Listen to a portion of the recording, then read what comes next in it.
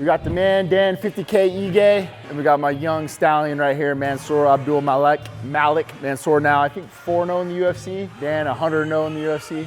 100-0, right? Today we're gonna run some cage containment stuff for our warm-up, kind of break down some of the scenarios that we like to run through as far as funneling guys and trapping guys, stance switches in motion, things like that. And then we're gonna beat up Bear. All right, so today we got one of the best coaches in the UFC, Nicksick from Extreme Couture up there in Vegas. He brought in the boys today. Listen, my goal today is to learn some basics. After a training session with Dwayne Ludwig and TJ Dillashaw, they said one of the best coaches in the system right now for the Bang Muay Thai system is Nicksick.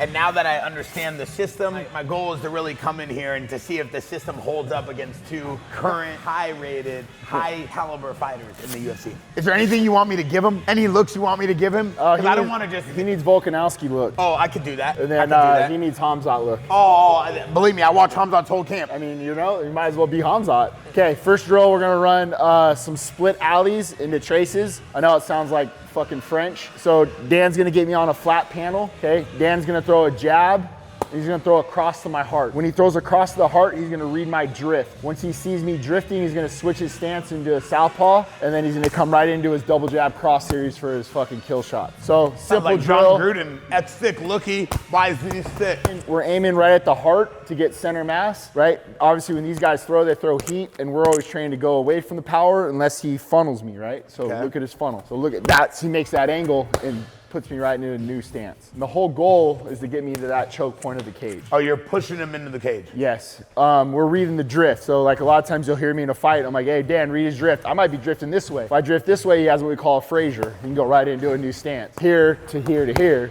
is a whole different segment, but our stance switches come in motion for traps. Right now, explain to me the importance of this drill and how important is this switch that you're kind of teaching your guys? Well, the switch provides a little more depth to what we can do offensively. So we're switching in motion, or we're making the opponent move to a direction to allow us to be in a new stance.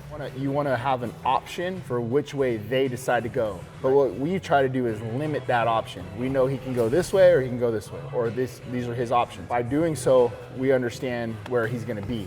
If that makes sense. So what's the key to cutting off the cage and getting someone against the cage to eliminate the movements they have on you? I saw you running a drill with Mansoor earlier. Sure. We had two different game plans, if you will. Manel is such a visual striker, and the way he sets his stuff up, it's like you're not gonna coach a lot of these things, but what we can do is allow that funnel, and when he puts them in these corner posts, then the offense will start to go downhill. So what I mean by that is out here in the center of the octagon, you might see a different style of offense. It might just be meat and potatoes and basics. All the while, we're trying to take away this space. We're trying to fight you on the black line. Getting me closer to the cage. Closer to the cage. So we'll say flat panel, right? And then we say a choke point. So when you get flat here on this panel and then you drift this way, look at the way your back has to go. Yeah. So you see now, when you're here, your feet are now flat, and I still have an angle on you where I know which way you can go. Yeah. So the one thing that like Randy always taught us in the beginning is the cage is its own art. Once you understand and learn how to cut it off and how to maintain the cage control, it's also an element of scoring, judging criteria. So I'll give you the Manel's camp, a little bit of what we did. So go southpaw. This is Brandon Royval. So now we're in open stance. A lot of our stuff was punched down here. So what we're trying to do is establish a defensive rhythm. So when I throw this punch, what do you do with that backhand? Now, a lot of times if I can take this shoulder away, your natural progression is to go to that side, right? So a lot of this setup was just this. Early in the beginning, just this. Now, when we get them on the flat panel, what was happening is we would go here to here. Now you drift, and then I step through that hole and I land my hook. So you're crossing, then you switch stance. But this is the key here is what I want to do with my shoulder. So watch my shoulder. So I'm hiding behind it, and then this hawks this shoulder, and I deliver that hook. 2 body, 1 body. So 2 body pump, 1 body enter. 2 body pump, 1 body go. So 1, 2 hook, high, low, over. Nice. Hey. You fight at 180. All right, little flow. Here you go. Be ready, because he's fast.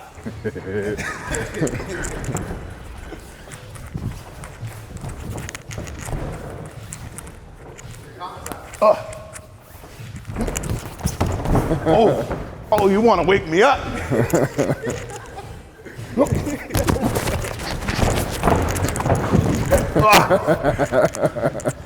He's using the reach. Got to use the best to your advantage there, buddy. I got to keep him moving. Where you learn that? Where you learn that? The YMCA?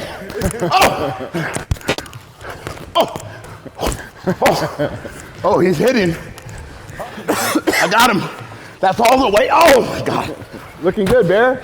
Right where I want him, coach. Yep, perfect. What happened to all the stuff TJ taught me? What is TJ teaching you? It's not working.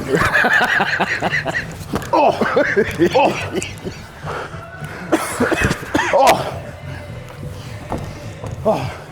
right, that's time. I've seen enough. A muff is he muff. You're good in front of me, but I need more of this. I don't like when you're rooted like a tree, because he's doing this to me. I'm just waiting for it. You know what I mean? Oh, baby. Right